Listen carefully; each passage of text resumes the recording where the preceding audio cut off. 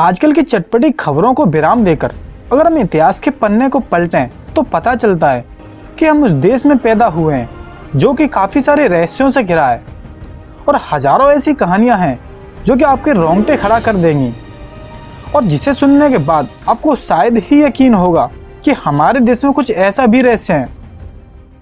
भारत वो धरती है जिसे कभी सोने की चिड़िया भी कहा जाता था, जिसकी मिट्टी के नीचे सदियों से ना जाने कितना सोना और खजाना छुपा हुआ है। और उससे भी मजेदार ये है कि इससे जुड़ी इसकी रहस्यमयी कहानी काफी रोमांचित है और ये रहस्यमयी कहानियां हर किसी को अपनी ओर आकर्षित करती हैं। हमारे देश का शायद ही कोई ऐसा कोना होगा जहां जमीन के नीचे दबे खजाने के किस्से आम न हों और इन्हीं खजानों से भरी एक ऐसी रहस्यमयी गुफा के बारे में बताऊंगा जिसे सुनकर आप यकीन नहीं करेंगे कि हमारे देश में इतना सोना भी था। और इन्हीं में से एक सोने की गुफा की एक रहस्यमयी आपको कहानी बताऊंगा। जी हाँ, अक्सर खजाना खोदकर निकाला जाता है, पर बिहार के राजगीर में ऐसी गुफाएं हैं जहां सोने की गुफाएं पर उसकी परतें साफ साफ दिखाई देती हैं और उसका एक विशाल दरवाजा भी है और इसके पीछे शायद अपार संपत्ति का भंडार है। वैसे इन सोने की गुफाओं का निर्माण किसी ने भी करवाया हो, लेकिन दिलचस्प बात तो ये है कि इन गुफाओं की बनावट पुरातत्व विभाग के अनुसार इन गुफाओं को अलग अलग पत्थरों से नहीं बल्कि एक ही चट्टान को काटकर बनाया गया है और यही कारण है कि इस गुफाओं का कोई जोड़ नजर नहीं आता और इसलिए ये सदियों से सुरक्षित हैं। गुफाओं में दो बड़े बड़े कमरे बनवाए गए थे, जिसमें एक सैनिकों के ठहरने के लिए और दूसरा खजाना को रखने के लिए था।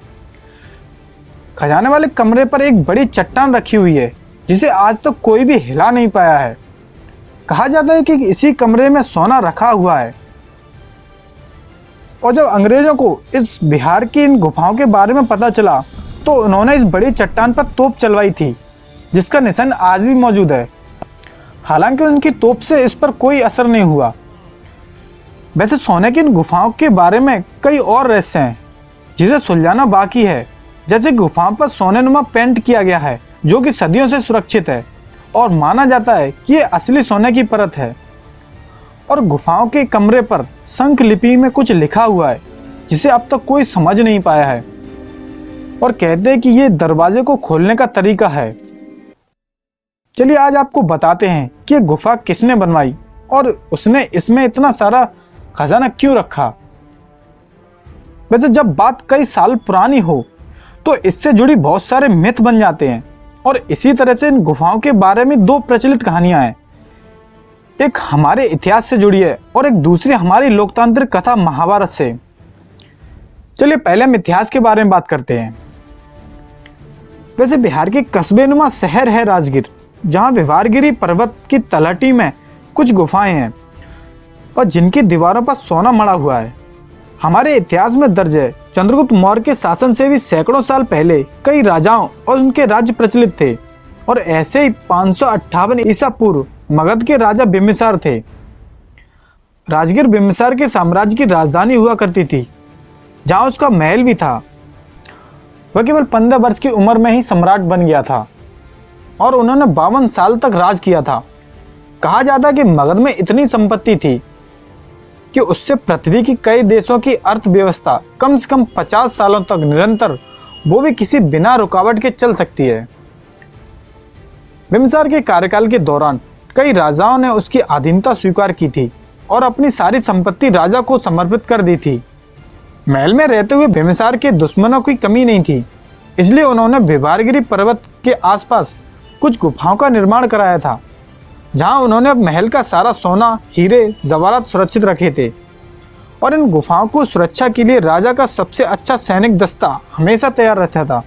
जैसे इन गुफाओं का निर्माण और खजाना को रखे जाने का राज राजा और उसके कुछ विश्वसनीय सैनिकों को पता था और इसके अलावा इसके बारे में किसी को ज्ञात नहीं था। बिम्बिसार को राजगीर में ही गौतम बुद्ध से ज्ञान प्राप्त हुआ था और उन्होंने बौद्ध धर्म को अपनाकर उसका संरक्षण करने का निर्णय किया और इस बात से उसका बेटा अजातशत्रु नाराज था। वह जल्द से जल्द राजा बनना चाहता था और साथ ही उस अपार खजाने का पता लगाना चाहता था और फिर इसलिए उसने अपने पिता बिम्बिसार को बंदी बना लिया और उन्हें तब तक भोजन नहीं दिया जब तक वो खजाने का पता नहीं बता देते। और फिर बिम्बिसार ने आखिरी सांस तक मुंह बंद रखा और उसकी एक दिन मृत्यु हो गई। और कहा जाता है कि तब से यह खजाना एक रहस्य बना हुआ है और इस गुफा के दरवाजों को कैसा खोला जाए इसका राज केवल बिम्बिसार जानता था। और कहा जाता है कि तब से लेकर आज तक कोई भी इस दरवाजे के पीछे का रहस्य नहीं जान पाया है। पुरातत्व विभाग को इन गुफाओं का मुआयना करने का प्रमाण मिला है और वो राजा बिम्बिसार की थ्योरी को पुख्ता बताते हैं।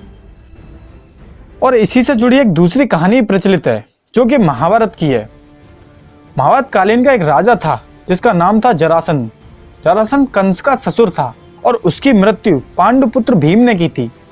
कहा जाता है कि मगध देश के राजा जरासंध ने अलग अलग हिस्सों में 2 मांस की कोख से जन्म लिया था और एक राक्षसी जरा ने अपनी माया से उसके शरीर को जोड़कर उसको जीवन दिया था और इसलिए उसका नाम जरासंध कहलाया था।